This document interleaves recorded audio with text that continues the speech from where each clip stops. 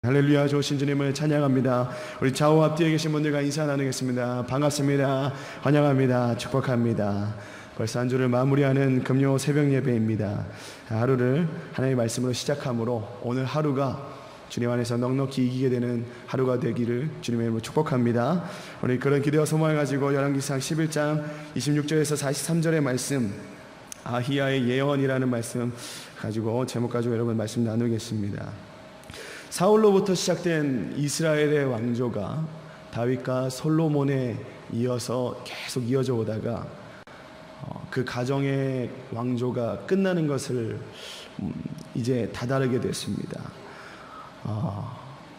또다시 피비린내 나는 정권이 교체되는 시기가 다가옵니다. 역사적인 정황을 미루어 볼 때 왕권을 잡기 위해서라면 형제라도 마다하지 않고 죽이는 끔찍한 일이 이 시기에 막 일어납니다. 그런 모습을 보면서 자라났던 솔로몬도 그의 정권이 시작될 때 자신이 정적이라 할 수 있는 많은 사람들을 죽였죠. 그리고 많은 사람들을 파면시켰습니다. 제사장의 직분을 파면당하고 추방당한 아비아달, 아도니아와 요압 그리고 시므이를 모두 죽이고 나서야 비로소 자신의 왕권이 안정되었다고 생각했습니다. 그러나 그는 진정한 왕권의 강화와 안정이 그런 곳에서 오지 않는다는 것을 생각하지 못했던 것이죠. 우리 인생도요, 사람의 노력이나 능력에 의해서 평화가 온다면 이 세계 가운데 전쟁과 경쟁이 없어야 될 것입니다. 그러나 진정한 평화와 안식은 그런 곳에서 오지 않는다는 것은 우리는 이 새벽을 깨워서 이곳에 나오는 이유를 통해서 알 수 있습니다.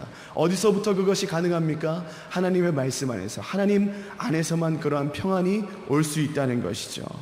우리 삶에도 여전히 솔로몬과 같이 자신의 힘으로 어떻게 편안함과 안정감을 누리려 했던 모든 행위들을 멈추시고 하나님 말씀 안에서만 그 모든 것을 찾아야 될 줄로 믿습니다. 솔로몬을 향한 하나님의 징계, 그것은 민족의 분열로 나타납니다.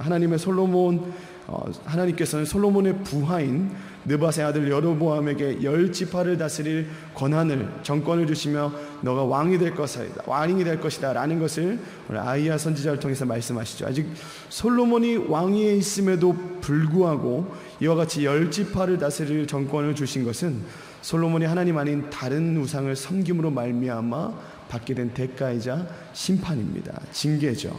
하나님은 아히야 선지자를 통해서 여로보암이 왕이 될 것을 말씀했습니다. 그렇다면 이 여로보암은 도대체 누구입니까? 그는 솔로몬의 용사로서 귀하게 쓰임받았던 사람입니다.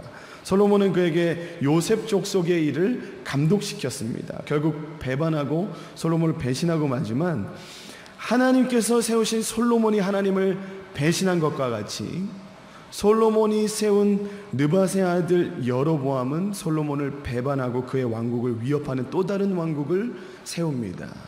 이것은요, 심은 대로 거두게 하신 하나님의 섭리이자 손길이 있던 것이죠. 솔로몬과 여로보암 관계 속에서 우리는 여로보암에 대해서 조금 더 알아볼 필요가 있습니다. 여로보암은 사실 솔로몬을 배신할 이유가 거의 없던 사람입니다. 먼저 그는 과부의 아들로서 구제의 대상이었습니다. 과부의 아들로서 정권에 나와 어떤 정치판에 든다는 것은 상당히 어려운 일입니다. 이 시대에도 어려운 일이죠. 그럼에도 불구하고 여로보암은 성실함과 용맹함으로 솔로몬에게 인정받아서 충성을 다합니다. 그리고 이것을 좋게 여긴 솔로몬은 그에게 요셉 지파를 다스릴 권한을 주죠. 감독할 권한을 줍니다. 이렇게까지 은혜를 입은 여로보암의 입장에서는 솔로몬을 배신할 이유가 전혀 없었습니다. 하나님의 섭리와 하나님의 백성으로서 삶을 이해하기 위해서는요, 먼저 하나님이 어떠한 분이신지를 먼저 이해할 필요가 있습니다. 그래서 하나님은 그의 백성에게 하나님을 알 수 있도록 많이 계시해 주셨는데, 또한 이 하나님을 아는 것이야말로 영원한 삶이다 라고 예수님께서는 이야기하시죠. 다 함께 요한복음 17장 3절을 함께 읽어보도록 하겠습니다. 요한복음 17장 3절입니다. 시작. 영생은 곧 유일하신 참 하나님과 그가 보내신 자 예수 그리스도를 아는 것이니이다. 요한복음 17장은 예수님께서 대제사장으로서 제자들을 위해 하신 중보기도입니다. 여느 다른 사복음서와는 달리 겟세마네의 기도를 넣지 않고 특별히 이 대제사장의 기도로 중보기도를 요한복음에 넣어놨는데, 그곳에 보니까 예수님께서 하신 기도, 장황하게 써놓으신 그 17장 전부가 예수님의 기도의 내용입니다. 그것을 보면요, 주님의 제자들이, 즉 성도들이 하나님과 예수 그리스도를 아는 것으로 말미암아 영생의 삶을 꿈꾸는 자가 되는 것이 바로 예수님께서 중보하신 기도의 내용이었다는 것이죠. 하나님을 알아가는 과정을 통해서 우리는 영생의 소망을 발견하게 됩니다. 성도라면, 그리스도인이라면 모두 이러한 삶을 꿈꿔야만 합니다. 주님과 교제하면서 하나님을 알아가는 비전으로서 자신의 삶을 채워가야 되는 것이죠. 이것이 바로 성도의 본분이며 우리가 예배하는 이유가 될 것입니다. 목적을 잃은 배는 유랑하며 방황합니다. 그저 몰아치는 파도와 비바람에 의해서 떠밀려가는 것 외에, 그러면서 파손되는 것이 시간 문제일 것입니다. 솔로몬의 모습이요, 이같이 목적을 잃어버린 배와 같았습니다. 그가 행한 우상 숭배는 하나님께서 가장 싫어하는 일이었죠. 그가 만약 하나님 안에 거했다면 그 안에 계신 성령님께서 그 마음에 감동을 주셨을 것입니다. 솔로몬아, 지금 네가 가고 있는 그 길이 잘못됐다, 빨리 돌이켜라 라고 하면서 양심을 계속 찔렀을 것입니다. 버젓이 하나님의 왕국을 그렇게, 성전을 그렇게 웅장하게 세워놓고 바로 옆에 산당을 지어놓고 그곳에 들어가면서, 그것을 들어가면서 왕국을 보지 않았겠습니까? 성전을 보지 않았겠습니까? 그러면서도 여전히 우상에게 숭배하며 절하며 제사했다는 것은 그 마음 가운데 그런 양심, 신앙의 양심조차 없어져 버린 솔로몬의 모습을 보여주는 것이죠. 그가 하나님의 백성으로 살지 않겠다고 다짐하는 듯이 산당에서 이방 신에게 예배하는 모습을 보시고 하나님께서도 그를 포기해 버리십니다. 그의 중심을 보시고 그가 돌아설 마음이 없구나 하는 것을 확인하신 그 후에 아주 일사천리로 다음을 준비하시고 계획하시고 진행해 버리십니다. 이것이 얼마나 무서운 일인지 모릅니다. 믿음 생활했던 분들에게 내가 하나님께 버림받았다라는 이 생각을 드는 것이 얼마나 무서운 일인지 우리는 상상조차 할 수 없을 것입니다. 이런 주님의 행동이 이전에도 있었죠. 다윗의 때도 있었습니다. 이러한 행동을 두려워했던 다윗도 밧세바와 그 스캔들이 있고 난 뒤에 하나님이 자신에게 떠날까봐 시편 51편에 뭐라 이야기합니까? 주님, 나를 주님 앞에서 멀리하지 마시고 주님의 성령을 내게서 거두지 말아 주십시오 라고 이 두려움을 시적으로 표현했습니다. 여러분, 하나님과 올바른 관계 속에서 믿음이 잘 세워져 있는 사람은 이런 걱정하지 않습니다. 하나님은 오히려 모든 문제 속에서 그 문제로부터 해결할 수 있는 힘과 능력이 그 사람 가운데 거함으로 되어주시는 것입니다. 여러분, 사람에게 특별한 능력을 심어주시는 것이 아닙니다. 하나님께서 하나님 자신이 그 사람 안에 들어가서 힘과 능력이 되어주시는 거죠. 솔로몬 안에 어떤 특별한 능력을 넣어주신 게 아닙니다. 솔로몬의 마음을 보시고 그 안에 지혜라는 특별한 도구로 들어가셔서 힘과 능력이 되어주신 것이었죠. 그래서 이스라엘은 그 안에 있는 하나님의 능력을 보고 사울을 두려워했던 것입니다. 하나님의 계심, 하나님의 능력, 하나님의 힘을 보고 이스라엘 백성이 두려워했던 것이지 사울을 보면서 두려워했던 것이 아니라는 것입니다.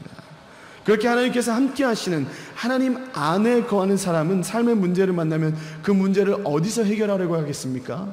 그 문제를 하나님 안에서 다루고자 할 것입니다. 하나님, 저에게 이런 관계가 어려운 사람이 있습니다. 하나님, 저에게 이런 재정적인 어려움이 있습니다. 하나님, 저에게 전도하기 꺼려지는 사람이 있습니다. 하나님, 저에게 믿음 생활을 유지하기에 힘들게 하는 어떤 사람이 있습니다. 하나님, 제게 이것을 이겨낼 수 있는 힘을 주십시오. 내게 들어오셔서 힘이 되어 주십시오 라고 기도하게 되는 것이죠. 모든 문제를 이 하나님 안에서 해결하라고 하는 이 사람을 하나님께서 결코 귀찮게 여기지 않으십니다. 오히려 기뻐하시고 그와 함께 하시기를 원하신다고 성경은 모든 부분을 통해서 그런 하나님의 마음을 드러내고 계시죠. 어느 부모가 그 자녀의 문제를 귀찮아하거나 짜증나 하겠습니까?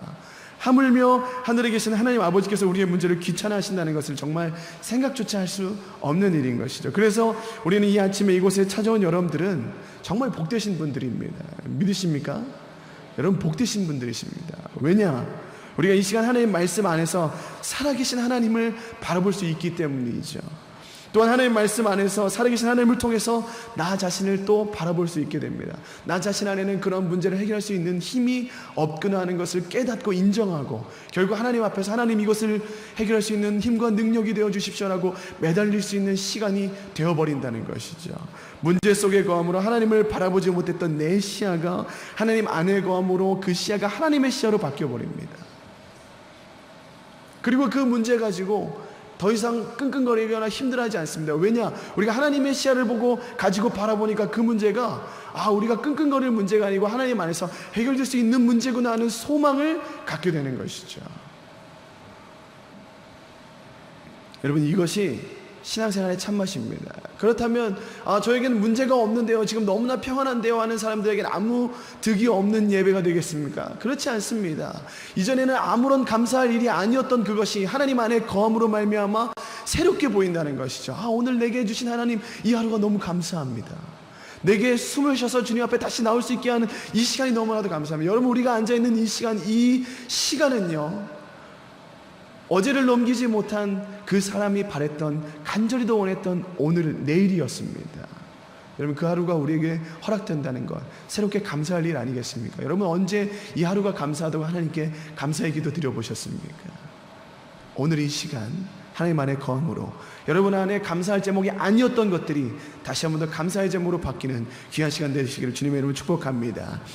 다 함께 본문 말씀 33절을 읽어보도록 하겠습니다. 함께 본문 말씀 33절입니다. 함께 읽겠습니다. 시작. 이는 그들이 나를 버리고 시돈 사람의 여신 아스다롯과 모압의 신 그모스와 암몬의 자손의 신 밀곰을 경배하며 그의 아버지 다윗이 행하지 아니하며 내 길로 행하지 아니하며 정직한 일과 내 법도와 내 율례를 행하지 아니함이니라. 여러분, 여기에 나와 있는 그 여신 아스다롯, 이 아스다롯이시라는 이름은요, 번식하다라는 뜻입니다. 그러면 무슨 여신이겠습니까? 풍요와 다산의 여신이었습니다. 이 여신을 통해서 음란의 영이 얼마나 이스라엘에 많이 돌았는지 모릅니다. 가나안 지역의 풍요와 다산을 상징하는 여신이었습니다. 이스라엘 백성들이 가나안을 정복한 이후에 이 신을 숭배하다가 사무엘의 시대의 도래에서 숭배하지 못하도록 중단시킨 양성을 가진 신이었습니다. 사무엘에 의해서 숭배가 금지되었던 이 아스다롯, 밀곰의 숭배가 솔로몬이 결혼한 여러 이방의 여인들에 의해서 다시 등장하기 시작합니다. 이 일로 하나님께서 솔로몬의 아들 르호보암으로부터 그의 왕국을 빼앗아 솔로몬의 신하였던, 아들이 아니고 신하였던 여로보암에 주는 것으로 징계하시죠. 새로운 지역을 정복할 때마다 그곳의 우상을 진멸, 해렘시키시고 그 지역의 사람과 혼인을 금지시키는 장면을 우리는 구약성경에서 자주 볼 수 있습니다. 우리나라도 일제강점기 시절에 일본으로부터 들어온 토착 종교인 신사참배의 신도와 불교의 한 부파인 남묘호렌개교, 아직도 우리나라에 이 종교가 있다는 거 여러분 알고 계시죠? 하나님의 백성들을 하나님의 가르침으로부터 떠나도록 유도하는 많은 사단의 전략과 계략은요, 지금을 사는 우리에게서도, 아니 오히려 지금을 사는 우리가 더 많이 누리고 있습니다. 여러분, 저도 좀 젊지만 우리 젊은이들을 보면 알 수 있습니다. 문화와 환경을 통해서 얼마나 그들이 하나님을 바라보고자 하는 그 중심을 흐트러뜨리는지 모릅니다. 레저, 여가생활, 음란물, 중독되기 많이 쉬운 마약과 게임들, 여러분 이 시대의 우상들 아니겠습니까? 이것들이 말씀이 아닌 것들에 다른 것들에 휘둘리면 그 사람의 중심이 흔들리기 시작합니다. 흐트러지고 결국 하나님이 아닌 다른 곳에 힘을 쓰기 시작합니다. 오늘 본문 11장 후반부의 내용은요, 사실 솔로몬이 죽기 전에 공식적으로 한 일들에 대해서 기록해 놓은 성경입니다. 자고로 자신의 마지막에 무엇을 했는가를 보면요, 그가 어떤 중심을 가지고 살았는지를 알 수가 있습니다. 그런데 솔로몬의 마지막을 한 줄로 평가하자면 저는 참으로 우스웠다라고 평가할 것입니다. 왜? 아니, 저는 우습다 못해 그의 인생의 끝이 추해 보였습니다. 왜냐? 그의 생의 마지막에 힘을 쓴 것이 무엇이었습니까? 하나님의 다음 세대가 어떻게 힘을 쓸까, 어떻게 더 부흥하게 될까를 바라보면서 힘을 썼던 게 아니라 그의 가정에서 왕권을 빼앗아 다음 왕이 될 여로보암을 죽이기 위해서 힘을 썼다는 것입니다. 여러분, 누군가 한 명 생각나지 않으십니까? 저는 사울이 생각났습니다. 사울의 그 마지막 때에 무엇을 하면서 그의 인생의 마지막을 다 보냈습니까? 자신을 대신해서 다윗이 왕이 될 거라는 것을 알았습니다. 여러 번 다윗을 죽이려고 노력했죠. 그러나 그 기회들, 많은 기회들 통해서도 다 실패했습니다. 그러면서 통해서 그가 깨달았습니다. 아, 다윗이 왕이 될 수밖에 없겠구나 하는 그 생각, 하나님께서 이 자를 세우시겠구나라는 그 생각과 깨달음이 있었습니다. 그럼에도 불구하고 그가 그러한 행동들을 멈췄습니까? 그렇지 않았습니다. 끝까지 다윗을 죽이려고 눈에 혈안이 돼서 막 돌아다니다가 그의 마지막이 어떻습니까? 전쟁 중에 자살하는 것으로 그의 생각이 마무리가 됩니다. 여러분, 우리는요, 내일이 없는 것처럼 오늘 맡겨진 하나님의 사명을 충성되게 다해야 되는 사람들로 창조되었습니다.